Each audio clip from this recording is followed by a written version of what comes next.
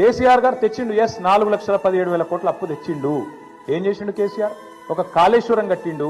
శాశ్వతంగా తెలంగాణకు కల్పతరువు లాంటి ప్రాజెక్టు కట్టి తెలంగాణను పంజాబ్ కంటే హర్యానా కంటే ముంగట నిలబెట్టిండు. వరి ధాన్యం ఉత్పత్తిలో నంబర్ 1 చేసిండు భారతదేశంలో కేసీఆర్. 90% పాలమూరు వలసల జిల్లాగా పేరుపడ్డ పాలమూరు రంగారెడ్డి ఎత్తిపోతల పథకాన్ని 90% పూర్తి చేసి ఒక పంపు కూడా ఆన్ చేసి మీ చేతిలో పెట్టిండు. 17 నెలలైంది. ఆ మిగతా 10% కూడా పూర్తి చేయలేని అసమర్థుడి నువ్వు.